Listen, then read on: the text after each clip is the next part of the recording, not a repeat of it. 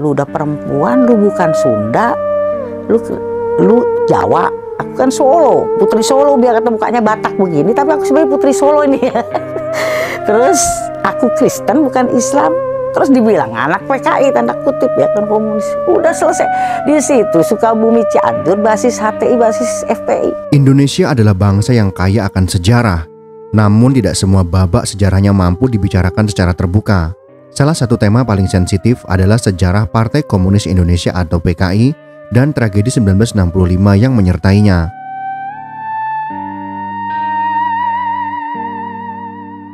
Dalam atmosfer penuh ketakutan, stigmatisasi, dan penyensoran yang membekas selama puluhan tahun, hadirnya buku Aku Bangga Jadi Anak PKI karya Ripka Ciptaning menjadi penanda penting akan keberanian menyuarakan kebenaran dari sisi yang lama dibungkam. Namun demikian, penting untuk menempatkan buku ini bukan sebagai glorifikasi terhadap ideologi komunis atau upaya menghidupkan kembali PKI, melainkan sebagai bahan refleksi objektif tentang trauma sosial, ketidakadilan struktural, dan perlunya penyembuhan sejarah.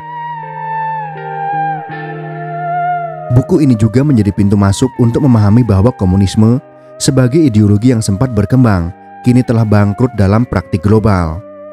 Di Indonesia sendiri, PKI sebagai organisasi telah bubar dan dilarang sejak tahun 1966.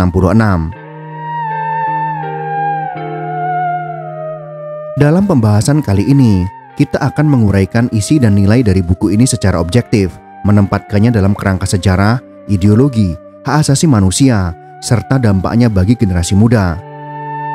Harapannya adalah narasi ini mampu membuka cakrawala berpikir yang lebih luas, mengikis ketakutan yang tidak rasional, dan menumbuhkan semangat kritis atas sejarah bangsa sendiri. Kalau tidak ada reformasi, tidak ada anak buruh bisa jadi gubernur. Tidak ada reformasi, tidak ada anak petani bisa jadi bupati wali kota. Tidak ada reformasi, tidak ada anak tukang kayu jadi presiden. Iya kan?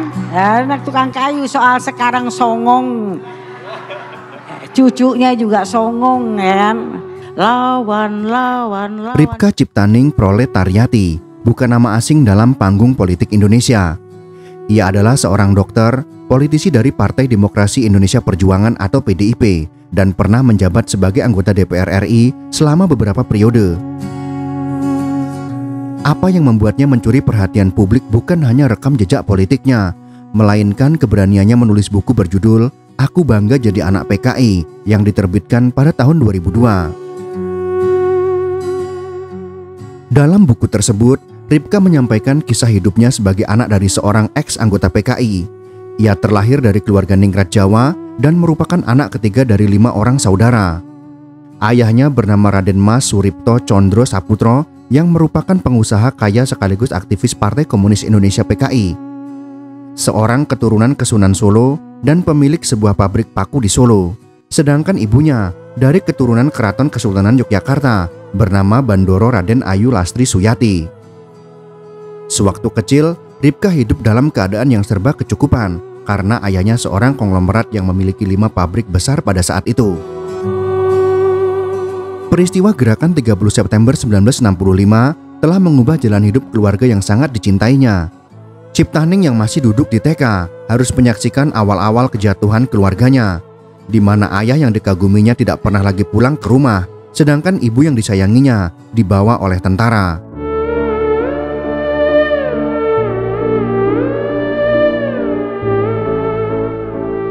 Melalui narasi personal yang kuat, Ripka menceritakan bagaimana keluarganya mengalami diskriminasi, pengucilan sosial, dan stigma berat selama masa Orde Baru, hanya karena memiliki afiliasi sejarah dengan PKI. Buku ini bukan manifesto ideologi komunis, melainkan testimoni pribadi tentang dampak sosial politik dari tragedi 1965 terhadap ribuan keluarga korban. Sebagai anggota parlemen, Ripka berpendapat bahwa negara harus berani membuka ruang rekonsiliasi nasional, bukan membungkam ingatan sejarah. Buku karya Ripka Ciptaning ini berisi beberapa bagian yang menyampaikan kisah hidup keluarga Ripka, kehidupan sebagai anak seorang ex-PKI, stigma sosial, serta seruan akan keadilan dan rekonsiliasi nasional.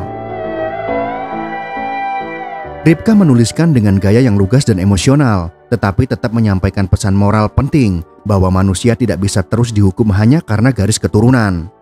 Ia mengajak pembaca untuk memandang tragedi masa lalu dengan akal sehat dan rasa kemanusiaan, bukan ketakutan irasional.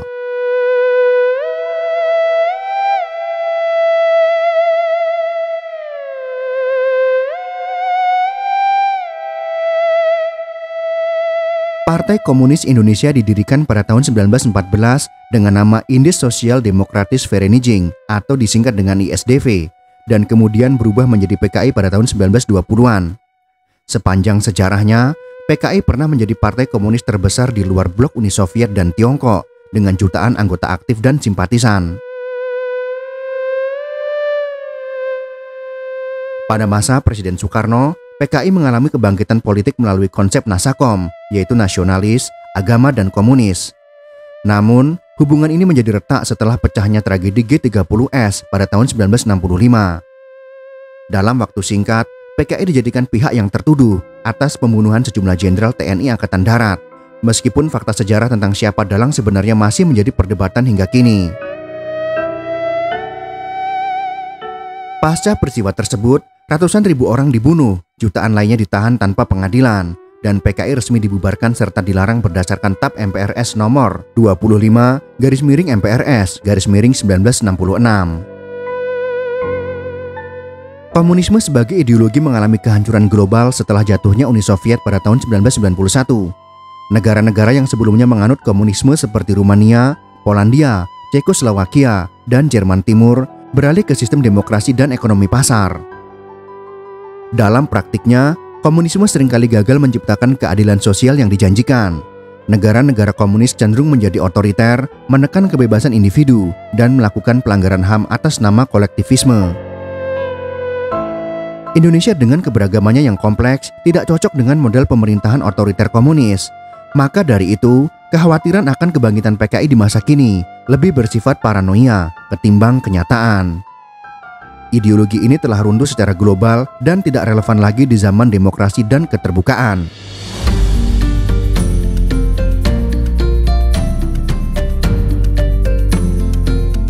Salah satu kontribusi penting dari buku Aku Bangga Jadi Anak PKI ini adalah pengangkatannya terhadap dimensi kemanusiaan dari tragedi 1965. Ripka menolak kekerasan dalam bentuk apapun, baik yang dilakukan atas nama negara maupun ideologi. Ia tidak membela PKI sebagai organisasi, namun menuntut pengakuan terhadap penderitaan korban dan keluarga yang mengalami pengucilan sistematis. Komnas HAM dalam laporannya pada tahun 2012 menyebutkan bahwa telah terjadi pelanggaran HAM berat dalam peristiwa 1965 sampai 1966. Namun hingga hari ini, proses hukum dan rekonsiliasi belum dilakukan secara menyeluruh oleh negara. Melalui buku ini, Ripka menuntut tanggung jawab moral dan politik agar negara mengakui adanya kejahatan kemanusiaan tanpa perlu membela ideologi apapun. Ini adalah langkah penting dalam membangun demokrasi yang sehat, adil, dan juga beradab. Dalam era reformasi, kebebasan berekspresi dan keterbukaan informasi menjadi landasan utama. Buku seperti Aku Bangga Jadi Anak PKI menjadi bagian dari dinamika demokrasi yang sehat. Membaca dan mendiskusikannya bukan berarti membangkitkan komunisme, melainkan membangun literasi sejarah dan mencegah pengulangan kekerasan serupa. Generasi muda perlu memahami bahwa sejarah tidak hitam putih. Setiap peristiwa memiliki banyak sisi dan korban. Dengan memahami sejarah secara objektif, mereka akan lebih mampu menciptakan masa depan yang inklusif, toleran, dan berkeadilan. Generasi muda saat ini hidup dalam dunia yang sangat berbeda dari tahun 1965. Mereka terhubung melalui internet, terbuka terhadap informasi, dan lebih peka terhadap isu-isu keadilan sosial. Namun, narasi lama tentang komunisme dan PKI masih diwariskan dengan rasa takut dan kecurigaan.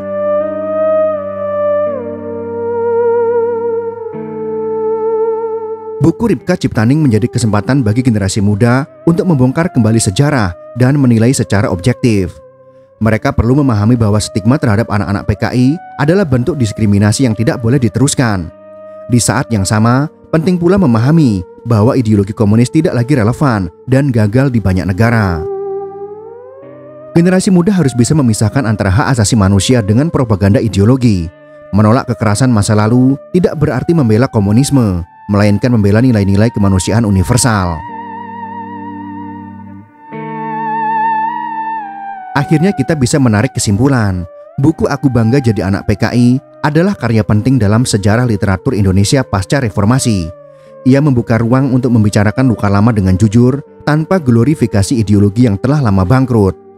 Buku ini bukan tentang membela PKI, melainkan tentang keberanian seorang anak bangsa untuk menyuarakan ketidakadilan dan menyerukan keadilan. Dalam pembahasan ini telah dijelaskan bahwa PKI sebagai organisasi telah bubar secara hukum dan fakta sejarah. Komunisme sebagai ideologi telah runtuh di tingkat global. Buku ini menuntut pengakuan atas penderitaan korban kekerasan negara, serta generasi muda perlu memiliki keberanian untuk melihat sejarah secara objektif. Dengan semangat rekonsiliasi dan penghormatan terhadap nilai-nilai demokrasi, bangsa Indonesia bisa melangkah maju, menyembuhkan luka lama, dan membangun masa depan yang lebih beradab.